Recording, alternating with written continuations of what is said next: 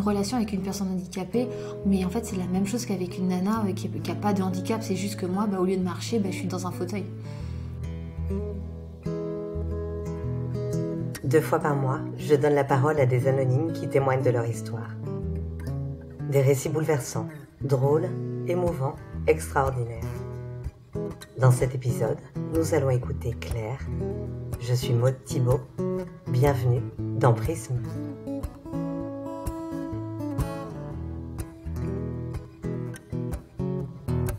Le 28 mai 2005, c'était une après-midi où je me souviens la veille avec une amie, on avait parlé à nos copains que ça serait bien qu'on passe le samedi au soleil dans un parc.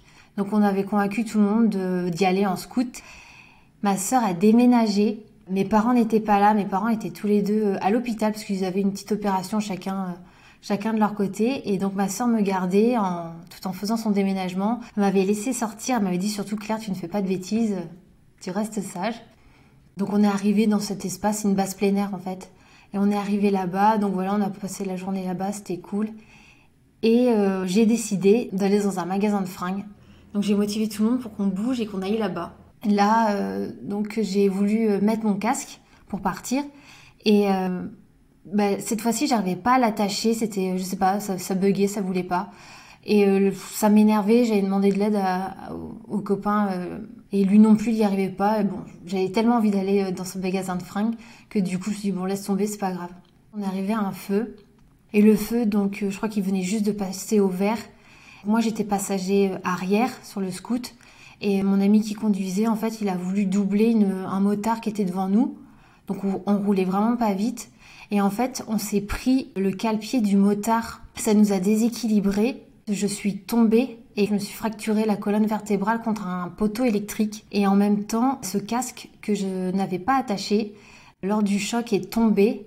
J'ai eu un traumatisme crânien et j'ai fait un arrêt cardiaque.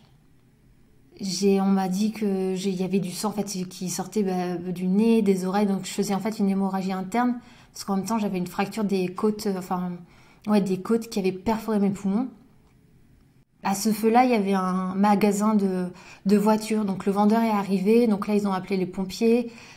Les pompiers ont eu beaucoup de mal à me réanimer. Et puis là, après, il s'est passé que je suis partie donc aux urgences de la ville où je suis. Sauf que mon cas était trop grave, trop catastrophique pour eux. Donc j'ai été hélicoportée à Bordeaux.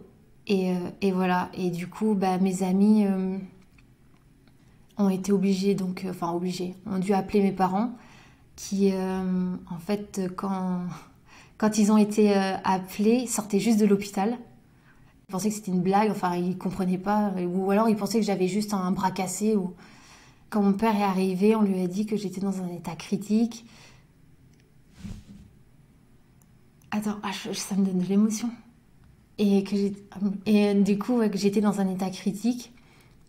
Et que c'était un peu compliqué ce qui allait se passer, quoi. Donc lui, il pouvait pas conduire parce que je crois qu'il s'était fait opérer du genou, de la jambe, je sais plus.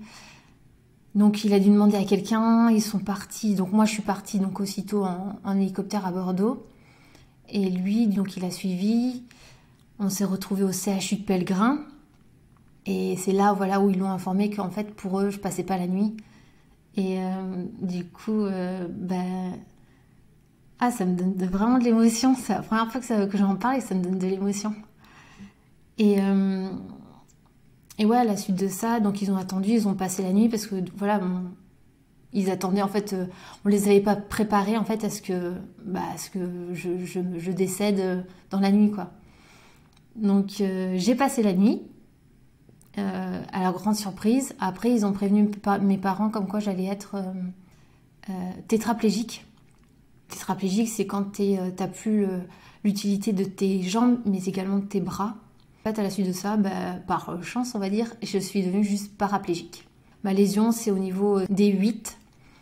Je suis paralysée à partir de au-dessus du nombril jusqu'à mes orteils. Donc voilà, pour le début. Je suis restée en tout 1 mois dont 15 jours en réanimation. Et j'ai été opérée, j'ai une ostéosynthèse, c'est de tiges en fer qui te permettent de sceller en fait ta colonne vertébrale. Parce que j'ai vraiment un morceau de ma colonne qui est à gauche et l'autre morceau qui est vraiment à droite. Et j'ai été opérée la veille de mes 16 ans, le 5 juin. J'ai eu une première opération et après il a fallu me réopérer. La première avait duré 7 heures et la deuxième je crois que c'était juste 4 heures. Mon père avait trouvé un hébergement, j'avais une tante à lui qui habitait Bordeaux, donc quand j'étais en réanimation, en fait, il venait me voir tous les jours. Ma mère, elle, vu qu'elle était sortie juste avant mon accident, enfin, pendant mon accident de l'hôpital, ne pouvait pas se déplacer. Donc ouais, c'est mon père qui venait tous les jours. J'étais en coma artificiel. Tu sais, quand on voit dans les films, c'est tu te réveilles, ça y est, tu peux parler. Sauf qu'en fait, quand tu sors du coma, mais c'est pas du tout ça. C'est t'ouvres les yeux, mais c'est comme si on t'avait mis 15 tonnes sur les paupières. C'est d'une lourdeur, mais c'est tellement lourd. Mais pendant au moins 2-3 jours, j'essayais d'ouvrir les yeux, mais je tenais même pas une seconde et je refermais. C'était tellement dur. J'avais droit à des visites, c'était quoi? C'était court. Et j'étais dans une salle de réanimation. Il y avait 6 lits. Et je me souviens, il y avait un monsieur à côté de moi qui avait un ventre, mais qui était énorme. On l'avait gonflé parce que lui-même a été victime d'un accident. Tu te réveilles, tu sors du coma, tu vois ça à côté de toi, tu te dis mais je suis où? Parce que moi, dans ma tête, j'étais encore sur le scout. Enfin, c'était un cauchemar. Genre, je fermais les yeux, toi, je vais me rendormir, je vais réouvrir, je serai dans ma chambre. Mais non, j'étais là dans cette salle et Et puis, quelques heures peut-être après, je sais pas, quelqu'un m'a expliqué. Et c'est mon père, je vois, il me dit, mais... Parce qu'en plus, j'étais intubée, je pouvais pas parler. Et donc, c'est là où mon père m'a dit, écoute Claire, t'as eu un accident, ta colonne a été touchée, c'est peut-être pas sûr que tu remarches. Mais en fait, t'es tellement shootée par tous les médocs, par la morphine et tout. C'est un peu bizarre, t'es pas... Tu l'entends et en même temps, tu l'entends pas. Peut-être parce qu'aussi, tu veux pas l'admettre toi-même, tu vois, c'est vraiment tellement un choc. Et je me souviens, j'avais les kinés qui venaient des fois, toujours en réa, et qui essayaient de me faire les exercices, de faire bouger mes jambes. Ils me touchaient les pieds. Et en fait, j'étais non, là, vous me touchez rien, enfin. Et alors qu'en fait, ils me touchaient les pieds. Et là, ça a été un premier petit choc de me dire, putain, merde, je sens plus mes jambes, quoi. J'avais un Mimi qui était au-dessus de mon lit, qui était accroché au plafond. Mes journées pendant 15 jours, c'était ça, regarder ce Mimi, j'avais rien d'autre à faire. Et c'était mais tellement... tu vois, les journées dépassées, tu observes les gens. Ensuite, donc j'ai changé de service. Je suis allée pas l'hôpital de jour, mais dans les chambres où tout le monde peut venir. Donc là, ma mère a pu venir me voir. Et là, elle a passé durant 15 jours les nuits avec moi. Elle a dormi avec moi. Et là, par contre, les infirmières étaient vraiment cool. C'était vraiment sympa. On pouvait mettre la musique. C'était cool. Je passais mes journées à regarder des films et tout. Donc ça va. J'ai plus ou moins un bon souvenir. Mon chirurgien, j'étais sa première plus jeune patiente. Il était tellement adorable. C'était vraiment, il y avait on peut dire, ouais, un lien qui s'était créé, quoi. C'était, tu vois, il m'amenait les croissants le matin. C'était hyper gentil.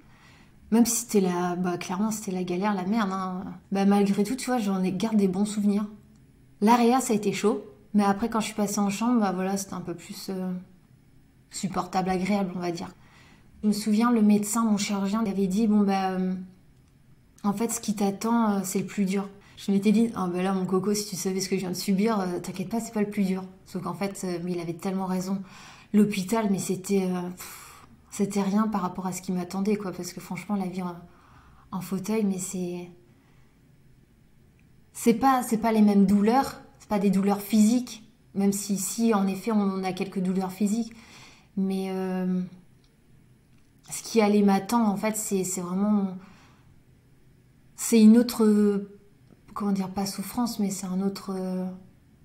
En effet, en fait, il avait raison. Ce que j'avais vécu à l'hôpital, c'était rien par rapport à la vie de personnes handicapées. Je me souviens, j'avais un dessin animé que je regardais tout le temps, c'était Le Livre de la Jungle quand j'étais à l'hôpital. Et il y avait cette chanson qui m'avait marquée, tu sais, il en faut peu pour être heureux. Et j'arrêtais pas de dire à ma mère, mais tu vois, en fait, c'est vrai, j'ai de la chance parce que regarde, je suis encore en vie. Même si, quand j'ai été en réanimation, j'ai dit à ma mère, quand elle avait pu venir me voir avant mon transfert en chambre, franchement, en fait, je crois que j'aurais préféré mourir que continuer comme ça. Ça, c'était un des premiers contre-coups que j'ai eu en fait, en réa. Ouais, En plus, c'est marrant parce qu'en réa, j'ai quand même passé 15 jours où tu peux rien faire, donc en fait, t'as le temps de cogiter. Mais j'ai 2 souvenirs qui me sont revenus de moi petite où je me souviens, j'étais en balade avec l'école et en fait, on marchait beaucoup et j'en avais marre. Et j'avais dit, oh là là, qu'est-ce que j'aimerais être en fauteuil, j'en ai marre de marcher.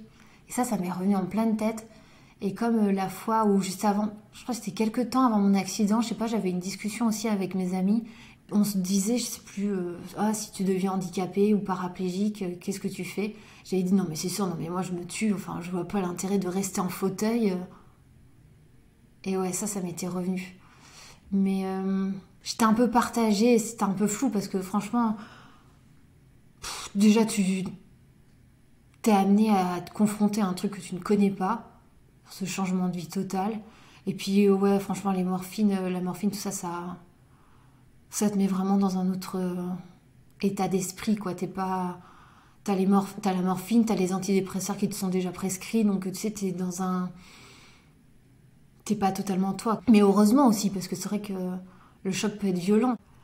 C'est un mélange de mon Dieu, quelle merde me tombe dessus et de c'est pas grave, je vais me battre et je vais y arriver en fait. C'est un mélange de ça. Ouais, à l'hôpital, c'était ça.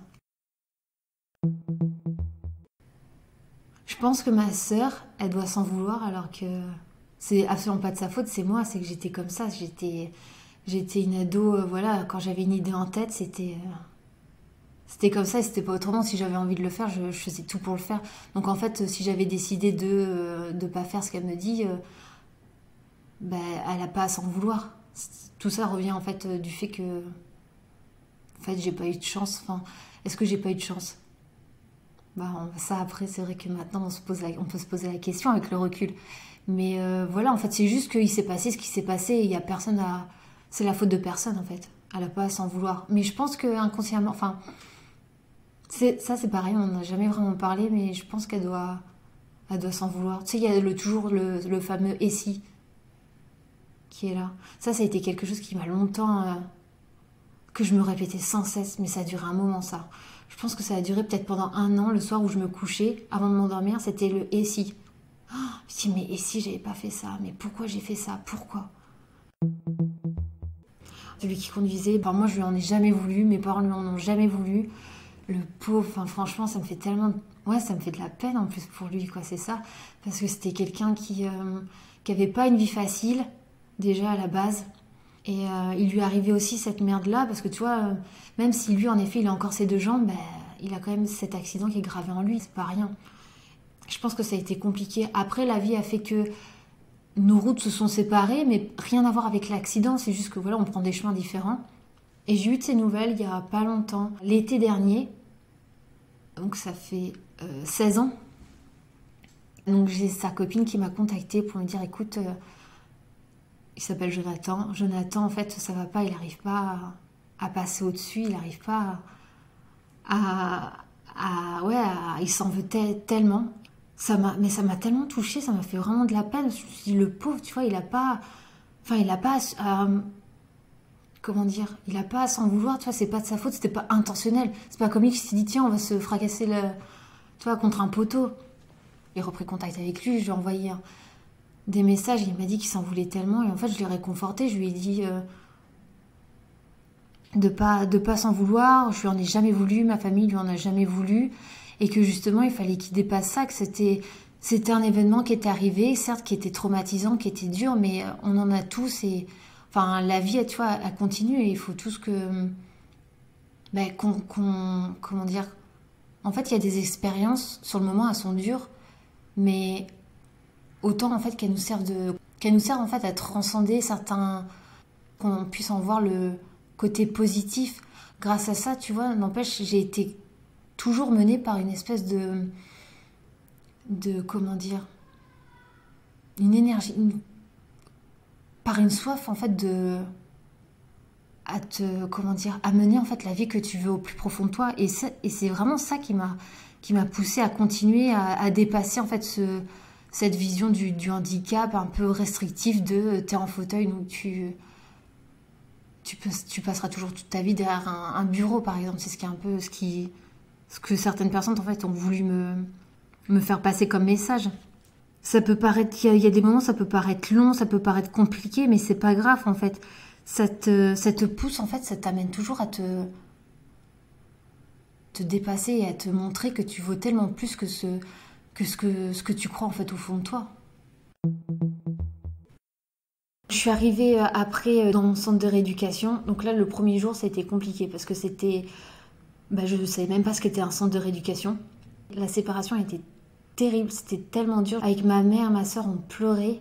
Et là, j'ai compris. Déjà, c'est la première fois que je suis allée dans un fauteuil roulant. Et ça fait bizarre, mais en même temps, je crois que la vie, t'es dans un rythme de vie où, tu vois, ça va vite quelque part. Parce que t'as eu ton accident, ok, j'ai passé 1 mois à l'hôpital, après tu vas en centre de rééducation, et là tu réapprends à vivre. Donc j'ai réappris en fait à vivre avec un fauteuil, à me déplacer avec un fauteuil, à me remuscler, parce que j'ai passé 1 mois, c'est énorme. En termes de fonte musculaire, comment ça va hyper vite, donc il a fallu que je retravaille tout ça. C'était pendant les grandes vacances, je suis arrivée en juillet. Cette période-là, je l'ai vraiment vécue comme un centre de vacances parce qu'il y avait plein de jeunes qui s'étaient tous fait opérer du bras, du genou. Non, ça a été une période super cool. Et puis, après, il a fallu me rescolariser. Et là, ça a été compliqué. En fait, le regard des autres, je me souviens un peu avant mon accident, tu sais, t'es au collège où il y a toujours des personnes qui sont, on va dire, populaires. Enfin, et je faisais partie de ce clan-là avec mes copines, tu vois. On était les filles, ouais, on était mignonnes. Il y avait les garçons, tout ça. Et je passe de tu sais, quand t'es ado, de cette fille-là qui, a facilement des petits copains, à la fille qui se retrouve en fauteuil. Et on te regarde avec pitié parce que, ça fait de la peine de voir une fille qui à cet âge-là est déjà en fauteuil. Et ce regard, mais ça m'a tellement blessée. Et ça, je le disais pas. Oh là là, je me souviens, j'avais qu'une envie, de baisser les yeux en fait. J'avais pas, c'était, ce regard, ça m'a vraiment, ouais, ça m'a fait mal. Et même encore, je peux avoir des petits moments de gêne en fait. C'est bizarre, ouais, de gêne de ce que je suis. Mais enfin, ça c'est rare quand même. Mais ça peut arriver des fois. Quand il y a trop de gens qui vont me regarder, ce regard-là, ouais, c'est vrai que ça peine un peu quoi. Et c'est là où je me suis souvenue de ce qu'avait dit mon chirurgien. Ce qui t'attend, en fait, c'est plus compliqué. Et là, j'ai compris, ouais. J'ai compris parce qu'il y a le regard des autres et puis il y a la non-accessibilité au lieu. Même si on fait des efforts. Honnêtement, j'ai eu quand même de la chance plus ou moins parce que je suis tombée dans une période où les personnes handicapées sont mieux considérées qu'il y a 20 ans ou 30 ans. Ce que je vois, moi, je le vois ok, en fait, la société a conscience qu'il y a des personnes handicapées, elles sont parmi nous, bon, on va les aider, on va leur faire quelques rampes, hein, mais on va pas réfléchir à comment va être la rampe, en fait. En fait, grossièrement, c'est ça. Et puis, en plus, si tu fais des remarques, ça peut être du genre, non mais attends, qu'est-ce que tu viens nous faire chier? On t'a fait une rampe, viens pas te plaindre. Tu vois, c'est des... Si je résume très brièvement, en fait, la société, ça fait ça, en fait. Ça a été pareil pour à la recherche d'appartements, ça a été pareil pour travailler. Il y a des lieux, enfin des entreprises où c'était pas adapté. C'est tellement galère. Franchement, j'y pense pas souvent, mais ouais, j'y repense souvent, enfin, de temps en temps, à ce que me disait mon chirurgien. Et je comprends que c'est tellement compliqué. C'est galère. C'est galère de faire des courses. Je me dis, en plein centre-ville, où est-ce que je vais me garer? Parce que sur un parking de 50 places, tu vas avoir une place pour personnes handicapées. Et puis, il y a toujours le fait que les places sont prises, qui sont prises par des personnes qui ne sont pas handicapées. Et alors ça, c'est le plus... Je crois que c'est vraiment un sketch parce qu'en fait, c'est nous qui nous faisons engueuler. Tu vois, le nombre de fois où j'ai été voir les personnes pour leur dire mais vous êtes handicapés. Il y a même une fois où j'ai failli me faire prendre une claque, mais il allait me taper dessus. En fait, c'est son copain qui l'a retenu. J'ai agressé parce que j'en ai marre. C'est quand tu es handicapé, il y a le handicap qui est pas facile de tous les jours, je veux dire physiquement, mais tu as le handicap qui est dans la société et psychologiquement. Bah moi, ça fait que 16 ans.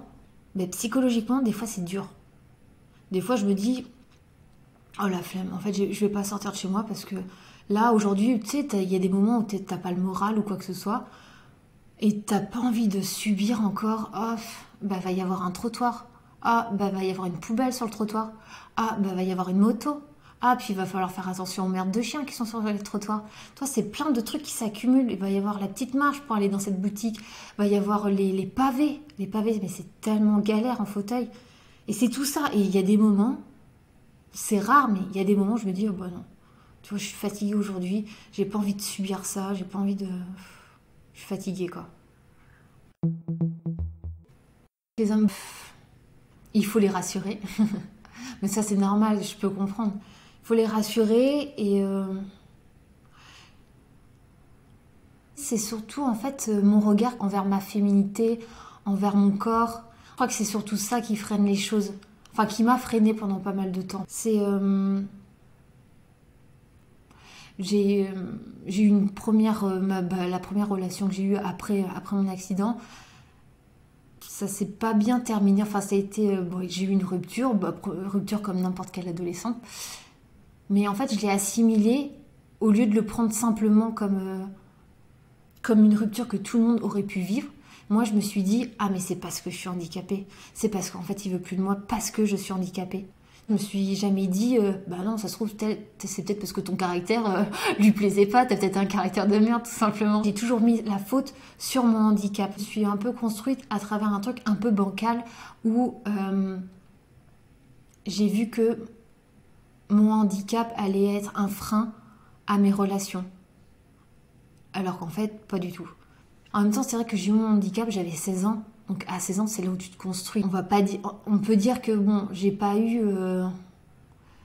comment dire, la chance vraiment de mon côté pour me construire de manière la plus sereine possible, tu vois. Ouais, je me suis construite à travers ce poids du handicap. Et c'est moi-même en fait qui me suis freinée. Et pourtant, j'ai eu des relations, j'ai eu des rencontres qui, en fait, des garçons qui m'ont pourtant répété qu'en fait, ils s'en foutaient totalement du handicap. Mais c'est moi-même qui me mettais ces barrières-là. Mais ça, je le comprends maintenant avec le recul. J'ai utilisé donc l'application Tinder. Au tout début, j'ai voulu tester comme ça, je sais pas, parce que c'était la période où ça sortait juste. Et donc mes amis l'utilisaient, je me suis dit, oh tiens, moi aussi.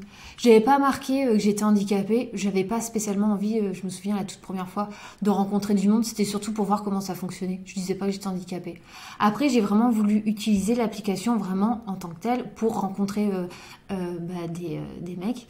Et bien entendu, j'ai marqué que j'étais handicapée parce que t'imagines la situation, le mec, au premier date...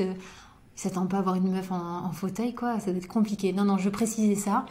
Après, dans la conversation, certains me posaient des questions, savoir comment ça se passait. Et au final, c'est tout simple. Hein.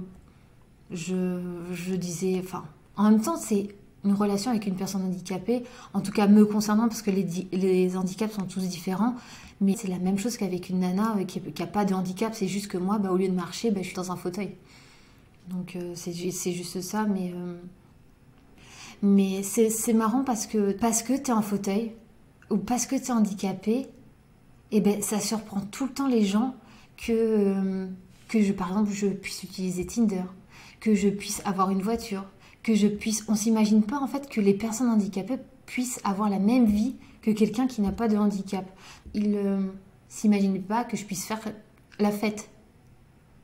Pour eux, c'est la personne handicapée, c'est celle qui reste chez soi, qui ne voyage pas et qui fait rien en fait. C'est tellement pas ça. Et je crois que ça a été un truc qui m'a toujours gonflé. Et c'est quelque chose aussi, ça part d'une constatation qui est désagréable pour moi, mais c'est de cette constatation-là où ça m'a toujours, je me suis toujours,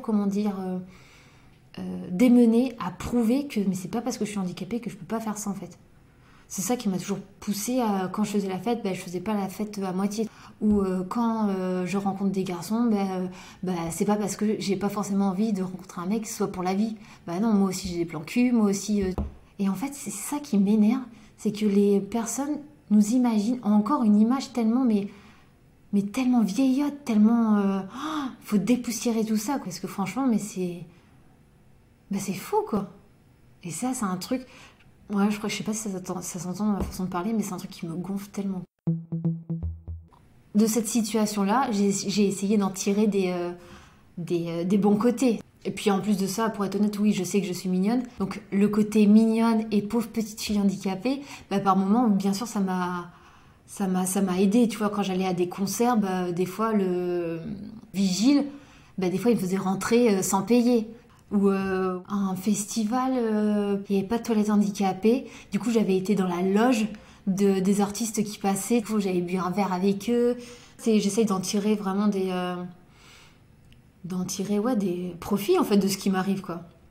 Donc, ou les amendes, parce que donc j'ai mon permis, donc oui. Et le nombre de fois faut pas exagérer non plus, mais je me suis déjà fait arrêter et en fait, oui, voilà. Oh pardon, excusez-moi, je savais pas.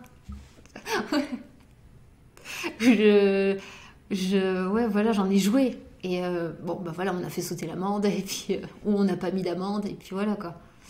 Mais ouais, comme quoi, une personne handicapée, en fait, c'est pas parce qu'elle a un fauteuil que, un, elle peut pas s'amuser comme tout le monde, et deux, elle peut être une petite peste aussi. En fait, une personne handicapée, il faut la voir comme quelqu'un de... Je veux dire, ça peut être une personne, tu peux tomber sur un gros raciste, comme sur une personne hyper adorable qui vit sa vie pleinement de meuf de... à l'époque de 20 ans, ou même de maintenant, 31 ans, tu vois, ça... En fait, c'est ça. Il y a trop cette démarcation qui se crée de « Ah, ils sont handicapés, ils sont différents. » Donc on les voit pas comme nous. Mais au final, si, je suis comme toi. Moi aussi, j'ai ma vie de femme, moi aussi, j'ai ma vie de nana qui aime sortir, moi aussi, j'ai ma vie de maintenant entrepreneuse. Tu vois, moi aussi, j'ai ma vie comme tout le monde. Je voulais être fleuriste. Tout ce qui était lié à la création, au manuel, ça a été toujours quelque chose qui m'a tirée. Et donc j'ai cherché un peu au hasard un métier manuel. Et je suis tombée sur un CAP maroquinerie qui était fait par Hermès. Et donc là je suis partie faire cette formation qui a duré 1 an. Et à la suite de ça, donc ils m'ont embauchée chez Hermès en Dordogne en tant qu'artisan petite maroquinerie. Je suis partie chez mes parents, j'ai acheté, là aussi ça a été compliqué parce que la Dordogne est tout sauf accessible en fauteuil. Et là j'ai pu acheter une maison, j'ai trouvé une maison, je l'ai achetée, c'était pas du tout adapté, il a fallu que je détruise tout à l'intérieur pour tout refaire, pour que ce soit vraiment accessible pour moi. En tout j'ai travaillé 6 ans pour Hermès et au bout de la 5e année, j'ai eu la goutte d'eau qui a fait déborder le vase, j'ai fait une dépression. Mais ça, j'en ai jamais véritablement parlé, je veux dire, parce que depuis mon handicap, je me suis toujours battue et j'ai toujours été cette fille qui se plaignait pas, qui ne faisait pas part en fait de ses états d'âme, de cette de la tristesse qu'elle pouvait avoir en voyant ses copains danser à des soirées ou partir faire du ski. J'ai toujours gardé ça pour moi. Et en fait, il s'est passé un petit événement tout simple, quoi. Je me suis séparée de quelqu'un. Et là, je suis tombée vraiment dans une dépression où je me suis rendu compte que le métier que je faisais, ça n'allait pas. La ville où j'étais ne me correspondait pas. Enfin, il n'y a plus rien qui allait. J'étais vraiment malheureuse à un point. J'ai l'impression que j'avais tout qui ressortait, toute la tristesse en fait que j'avais pu accumuler à travers toutes mes expériences de vie, ressortait d'un coup à travers un mal-être, un grand mal-être, quoi. Je me suis dit, Claire, tu peux pas continuer comme ça parce que sinon là je sais pas comment tu vas finir, mais tu peux plus continuer comme ça, quoi. Donc je me suis fait aider, j'ai été voir une hypnotiseuse qui m'a aidée à prendre conscience et j'osais pas en fait tout plaquer. Tu vois, c'est quitter un confort pour un truc, pour l'inconnu, parce que je sais même pas pourquoi, je sais pas vers quoi j'allais réellement. Donc ça, j'ai eu beaucoup de mal prendre mon courage à deux mains et de me dire allez, saute, fais le premier pas et vas-y, pars vers autre chose.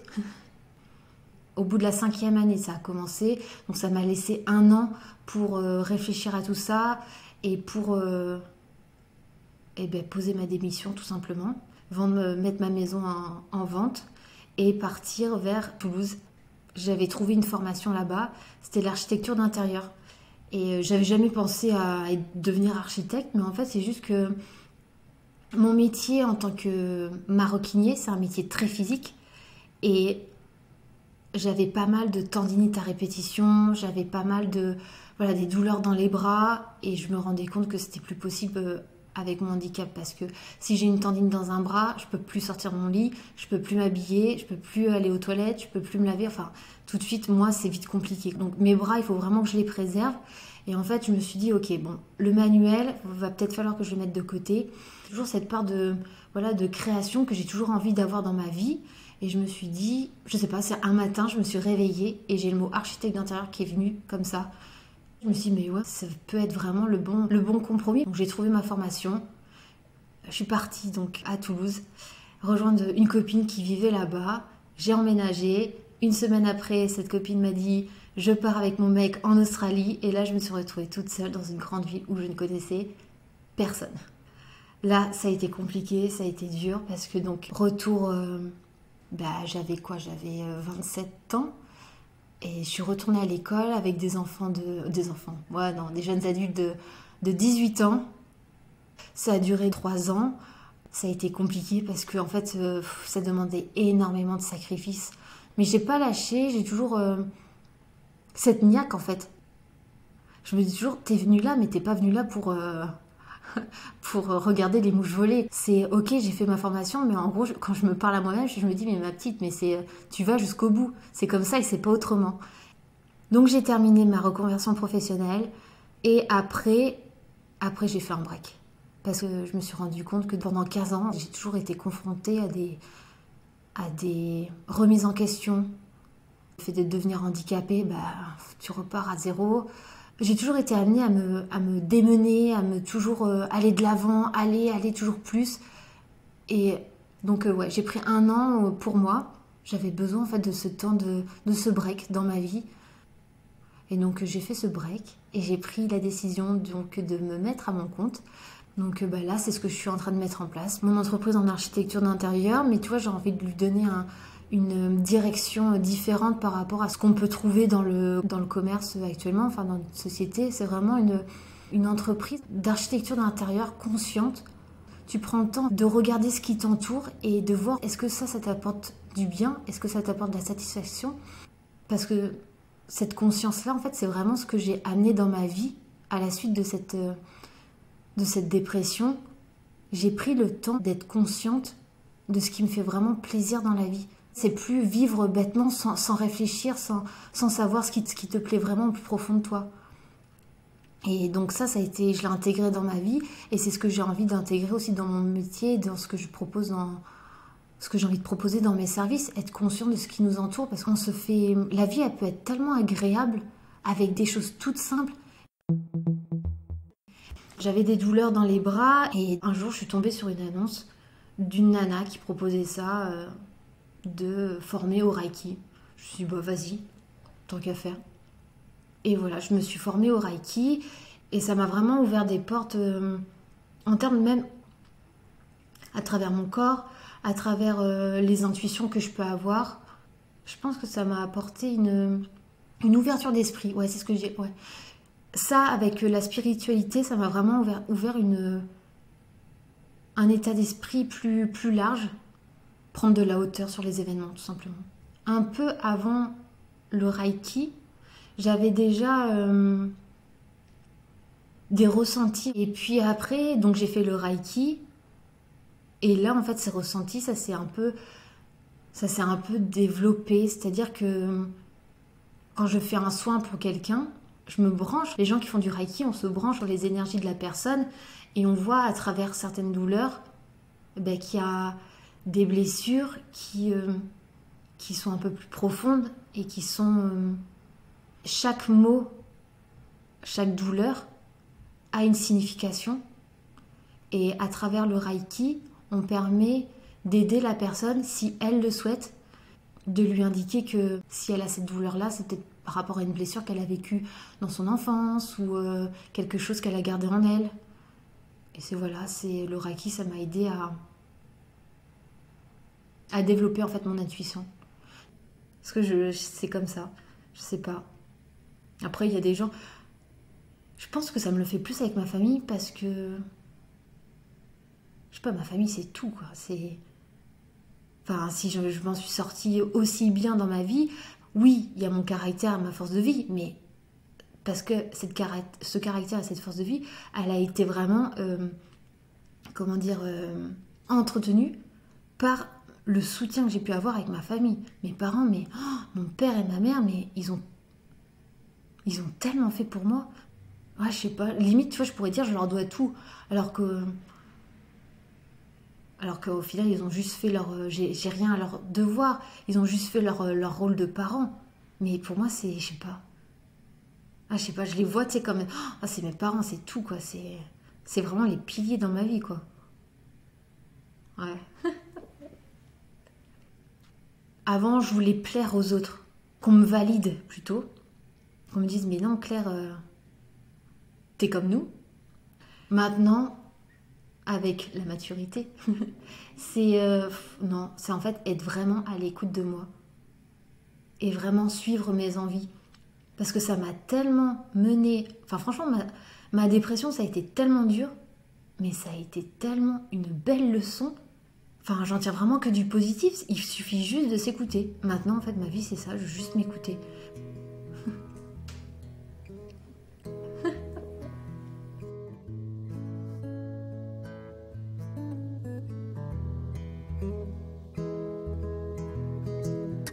Vous venez d'écouter Prisme. Merci à celles et ceux qui m'ont confié un bout de leur histoire. Si vous avez aimé cet épisode, alors dites-le moi avec des étoiles et des commentaires sur iTunes. Vous pouvez aussi nous suivre et nous écrire sur le compte Facebook ou Instagram et m'envoyer vos remarques, idées, témoignages sur le mail prismelepodcast@gmail.com.